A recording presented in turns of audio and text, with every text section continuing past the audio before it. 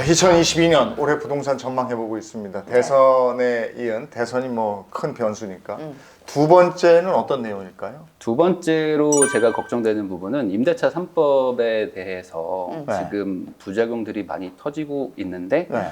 이게 끝이 아니라 이제 시작이다라고 생각하거든요. 그래서 이쪽이 더 문제가 될 것 같아요. 이제 그게 전세 월세. 처음에 시작된 게 언제였죠? 이게 2020년 7월 31일에 네. 정확하게 이제 법이 이제 통과가 돼서 이제 공표가 됐는데 실제로 말이 나왔던 거는 2017년 그 처음 당선될 때, 현 네. 정부가 당선될 때부터 사실은 하겠다고 했었어요. 음. 근데 17년도에 한번 그 검토를 했었거든요. 네. 근데 할 때 야 이거 했다가 부작용이 클 수 있겠다라고 네. 해서 접었습니다. 네. 한번 접었는데 이게 나중에 이제 집값이 좀 올라가고 하면서 불안 요소들이 생기니까 약간 무리해서 좀 급하게 네. 다시 한번 이렇게 추진을 한 게 있어요. 그래서 18, 19년도 그리고 20년 초까지만 해도 전세가 되게 안정됐었거든요. 네. 거의 안 올랐어요. 네. 네. 네. 근데 그 민주당 이런 얘기 해도 되나? 네. 약간 네. 그 180석 그 네. 확보를 하게 됐잖아요. 그러면서 우리 옛날에 하려던 거 하자. 그래. 이제 합시다라고 했던 네. 게 일사천리로 막 그게 4월입니다. 통과되는 네. 4월부터 전세가 막 뛰기 시작하는 거예요. 네. 이거 통과되면은 전세가 이제 못 올리고 못 막 올리니까. 이러니까 미리 올려야겠다. 네. 그래서 4월부터 그해 말까지 한 7%가 올라요. 갑자기. 그 3년간 안 오르던. 그러면서 법이 통과된 이후로는 또 작년에도 거의 막 10% 이상 올라가고. 네. 그래서 지금 한 2년 사이에 전세가 25%가 올랐거든요. 네. 그래서 지금 대다수의 사람들은 그 정책 때문에 이렇게 전세가 네. 월세가 올랐다라고 보는 거죠. 근데 이 법이 2+2라고 해서 원래는 전세가 다 2년인데 네. 2년 살고 원하면 추가로 2년 더 살아라라는 거를 갑자기 이제 적용을 시켜줬어요. 네, 네. 그러다 보니까 지금 사는 분들이 4년을 살았거든요. 그쵸. 그게 올해 8월에 끝납니다. 그렇죠. 그럼 이제 그 다음에는 재계약이 아니라 신규 계약을 네. 해야 돼요. 네. 근데 아까 25% 올랐다고. 그러니까 5%로 막아놨는데 네. 이제 이분들은 그동안 못 올린 거를 분명히 올릴 거란 말이에요. 네. 그래서 지금 사는 분들이 뭐 전세가 3억이다. 그러면 그 집의 실제 시세는 막 5억 5천 막 이래요. 뭐 5억짜리 사는 분이 전세가 지금 8억이에요. 그러면 그 3억 4억을 어떻게 올려주냐 이거죠. 네. 전세 입자분들이. 네. 그런데 그런 분들이 그냥 시장에 나오는 거예요. 이제 8월부터 계속 나옵니다. 이제 그렇죠. 차근차근. 딴 데 그러면 가야지 뭐. 다른 동네로 가든지 네. 아니면 거기서 어떻게든 올려줘야 되는데 그 뭐 3, 4억을 다 대출 받아서 하기도 어렵잖아요. 네. 대출 안 되잖아요. 대출도 어렵고. 네. 그러니까 지금 또 주인들 입장에서는 세금도 많이 나오고 하니까 월세를 반월세 같이 월세로 가겠네. 반전세로 응, 가는. 응. 월세로 반전세 가겠어. 월세. 네. 요만큼은 저기 전세값으로 받아놓고 네. 월세를 그냥 월세가 그게 생각보다 지금 전월세 비율이 어떻게 돼요? 지금 시장에서? 지금도 서울에서 이 임대차 계약, 그러니까 빌리는 계약에 50%가 월세가 껴있는 물건이에요. 아, 제법 많네요. 엄청 많죠. 근데 이게 더 늘어날 것이다라고 많이들 얘기를 하는 거죠. 지금 뭐 서울의 아파트 같은 경우에는 전세 1억당 뭐 월세를 한 30만 원 정도 치거든요. 그러니까 만약에 전세가 3억이 떴다, 그럼 월세를 90만 원, 100만 원을 내야 돼요. 그러니까 대출을 또 안 해주니까 동네를 떠나든지 아니면 월세를 90만 원 더 내든지 이 둘 중에 하나를 선택해야 되는데 제가 저거 살아봤는데 반전세 뭐 월세 뭐 이런 거 살아봤는데 정말 끔찍해요. 그렇지. 남편 월급이 막 저걸로 나간다고 생각. 좋은데 사셨구나. 좋은데.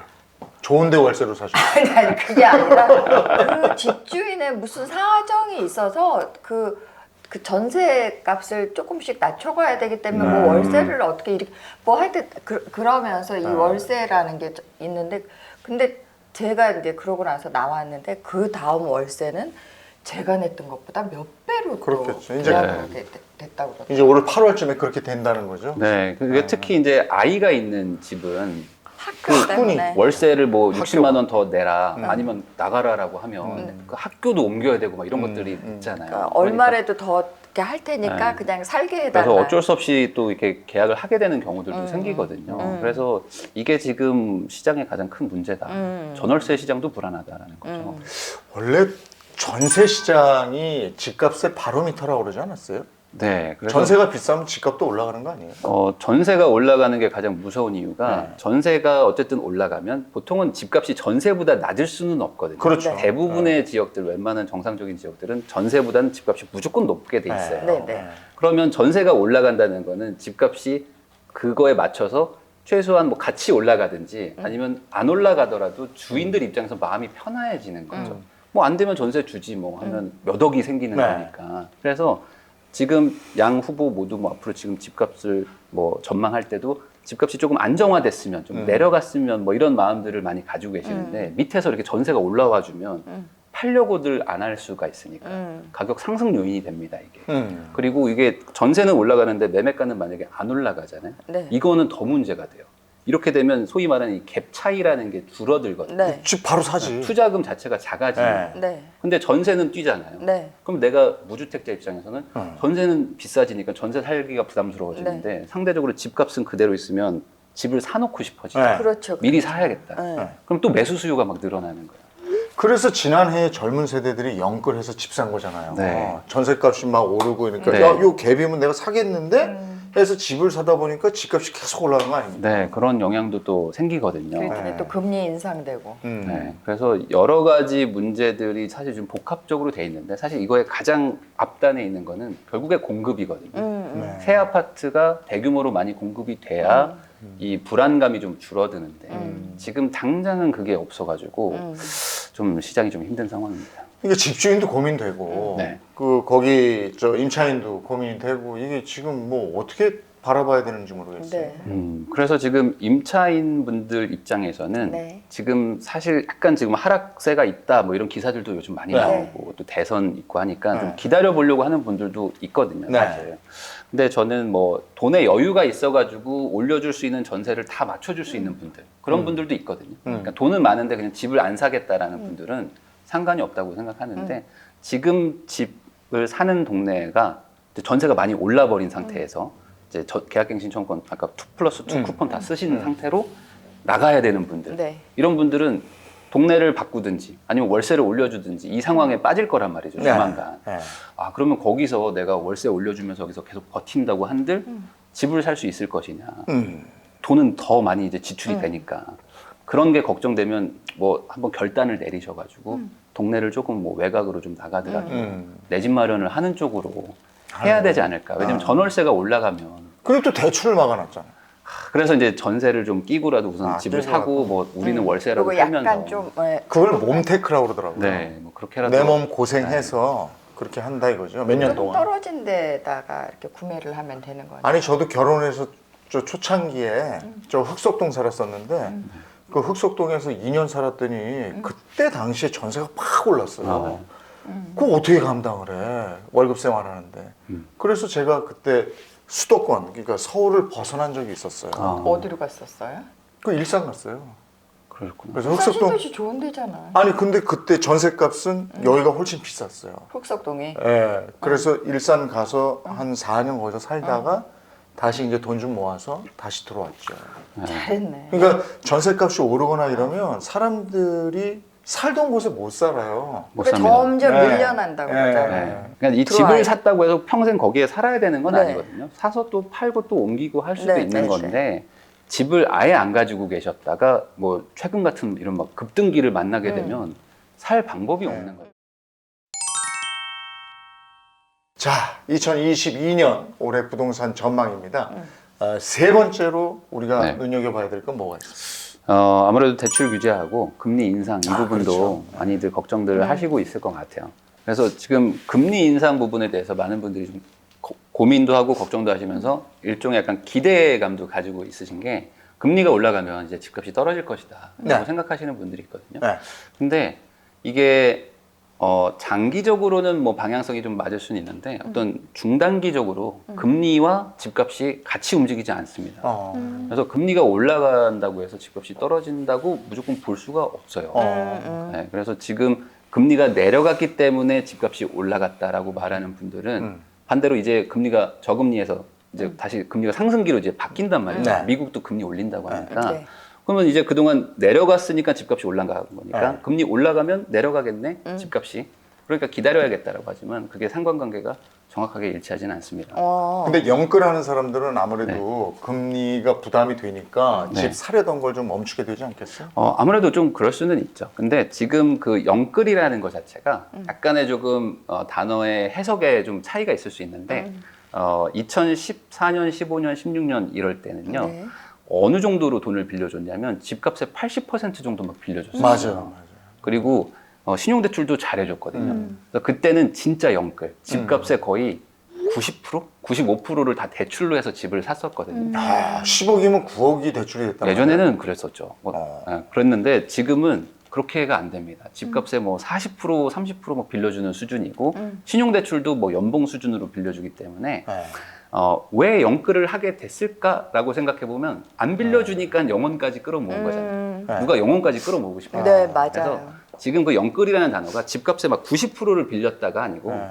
정말 안 빌려줘서 막 다 끌어모았다는 거라 실질적으로 대출이 뭐 한 5, 60%도 안 되는 수준으로 집을 사세요. 물론 금리가 올라가면 힘들긴 하겠지만 집을 뭐 만약에 한 10억짜리를 사셨다? 그럼 현금이 최소 5억 이상 있는 분들이 집을 사는 거라서 그런 분들이 또 버틸 만한 여력은 또 충분히 있을 수도 있거든요. 그러면 서울 아파트 증감률하고 네. 기준 금리 추이를 비교한 표를 준비해 오셨다고 들었는데 네네. 그거 보면서 한번 얘기를 들으면 쉬울 것 같아요. 네, 네네. 봐야 돼요. 예. 그래서 제가 이렇게 표를 간단하게 한번 만들어 봤는데 네. 이 주황색이 서울 아파트 가격의 지수입니다. 가격의 네. 변화. 쫙 올랐네. 네. 그리고 그 파란색은 기준금리가 어떻게 변해왔는가이거든요. 그러면 이 2005년부터 기준금리가 막 급등하는 게 보이실 거예요. 네. 저 빨간색 박스. 네. 근데 그 집값도 같이 올라갑니다. 네. 제가 그래서 금리 인상, 가격 상승 같이 저렇게 적어놓은 저 부분이죠. 2005년부터 2009년까지는 금리가 올라가는데도 집값이 같이 올라갔어요. 그럼 저게 어떤 시절이었냐면 그 노무현 정부 중후반 때 네. 집값이 너무 많이 올라가니까 그때 맞아요. 그리고 경기도 뭐 상대적으로 좀 호황이어가지고 네. 이 경제가 너무 좀 과열이다. 너무 집값이 막 그때 버블 세븐 막 이런 것들 많았거든요. 그래서 집값 좀 잡고 이래야 되니까 금리를 올렸어요. 근데도 안 잡히는 거예요. 가격이 막 계속 올라갑니다. 그리고 그 다음에 2009년부터 2012년 사이에는 금리가 급락하잖아요. 네. 지금 보면 5%에서 2%대로 네. 툭 떨어져. 몇 달 만에 3%를 낮추거든요. 네. 저 때가 이제 리만 브라더스 사태해서 금융위기 때. 2007년 그때인가? 2007, 8년? 우리나라는 이제 8년, 9년에 8년. 왔거든요. 그때 터지면서 미국에서 갑자기 금리 내리면서 막 세계가 망한다고 하니까 우리나라도 갑자기 금리를 낮춰버립니다. 그러면 금리를 낮추면 집값이 올라야 되는데 네. 안 오르고 떨어지고 부합돼요. 그러니까 네. 그러니까 네, 그냥 지지부진해집니다. 네. 네. 그러니까 금리와 이 집값이 무조건 연동되느냐가 좀 애매해지는 꼭 거죠. 그렇지만은 네. 않다. 그리고 금융위기가 어느 정도 진정돼서 2010년, 11년에는 금리를 다시 올려요. 네. 그래도 집값은 올라가지 않습니다. 그러다가 12년도부터 15년 사이에는 금리를 낮추는데 집값도 떨어져요. 그러니까 금리가 내려가면 집값이 또 올라가야 되는데 네. 안 올라가고 오히려 집값이 푹 주저앉는 사태가 일어나거든요. 네. 저 때가 서울의 보금자리 주택이라고 해서 이명박 정부 때 세곡동, 세곡동, 내곡동 내곡동. 이쪽에 뭐, 분양가를 거의 시세 한 60%대로 새 아파트를 막 20만 채를 공급하기 시작해요. 네. 그러니까 알았어요? 예. 그때 들어간 친구가 있어요. 그래서 자기 강남 산다고 얼마나 재든지. 강남이잖아, 제일 세곡동. 강남 많은데? 왔어요. 세곡동, 네. 세곡동. 네. 그래서 저 때가 어느 수준이었냐면 진짜 집값의 절반 정도로 막 공급을 하니까 그것도 대규모로 실제 공급이 되는 거예요. 분양이. 네. 그러니까 누가 그거를 기다리고 있지 다른 거 사겠어요. 네. 그래서 민간 분양들을 하는데 다 미분양이 나고 막 미분양이 넘쳐나는 시기였습니다. 저런 거 한번 다시 생기면 정말 좋겠는데. 근데 또 온다니까. 와? 예, 이게 사이클이 있어요. 아. 돌아가시기 전에 한번 올 거야. 정말. 근데 저 때는 또 반대로 네. 너무 미분양이 많이 나니까 네. 거기다 금융위기까지 터졌잖아요. 네. 그러니까 사람들이 집 사면 안 된다고. 예. 집을 또 오히려 팔던 시기였어요. 그래서 오히려? 하우스 푸어. 막 하우스 포 얘기 많이 그때 9시 뉴스에 단골 맞아요, 소재입니다. 맞아요. 하우스 항상 하우스 푸어 얘기 네, 나오고 네. 뭐 누가 뭐 투신 자살했고 맞아요, 이런 얘기들이 맞아요. 막 나오니까 절대 사면 안 된다고 해서 네. 금리가 내려가는데 가격이 같이 떨어져요. 그래서 이게 금리와 집값이 무조건 연동되는 건 아니다. 그러면 저게 어디에 연동이 되는 걸까라고 보면은 결국에는 공급하고 사람들의 그 심리가 더 크거든요. 세곡동에 막 20만 채 지으니까 금리가 내려가든 말든 집값 떨어질 것 같은 거예요. 그래서 집을 막 파는 거고 그 노무현 정권 때 마지막에 막 계속 올라가니까 안 사면 안 되겠다라고 해서 금리가 올라가도 막 집을 맞아요. 사러 가고 했던 거죠. 심리야, 심리. 심리가 이제 최종적으로 영향을 좀 많이 주는 그래서 것도 있죠. 지난해 그렇게 오른 거예요. 지난해 몇 프로 올랐어요? 지난해가 이제 아파트 기준으로 서울이 20% 정도 올랐어요. 20%야. 네. 지난해가 제일 많이 올랐대요. 네. 전국적으로도 한 15% 이상 올랐기 때문에 엄청나요. 엄청나게 많이 올랐거든요. 2020년도도 올랐는데 거기서 15% 20%가 올랐으니까. 그러니까 그 심리 얘기를 하다 보니까 제 심리가 딱 그거예요. 저는 올라가면은 사고 싶고 내려가면 팔고 싶거든요. 그게 누구나 다 그래요. 아, 딴 사람도 네, 그래요. 그럼요. 네. 못 견디지. 나보고 이상하다며.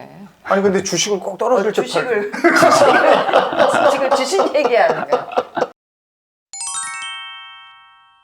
자, 네. 그러면 이제 정리하면서 네. 그 올해 내 집 마련 꿈을 꾸는 분들 네. 네. 글쎄요, 지금 어떻게 좀 기다려야 될까요? 아니면 지금이라도 조금 좀 무리를 해가면서 네. 사는 게 맞을까요? 그러니까 지금은 살 수 없는 분들이 있고 살 수 있는데 기다리는 분들 이렇게 두 부류가 네. 있다고 보거든요. 네. 그러니까 절대적인 돈 자체가 적으면 사실 집을 살 수가 없어요. 지금 네. 대출을 안 해주기 네, 때문에 네.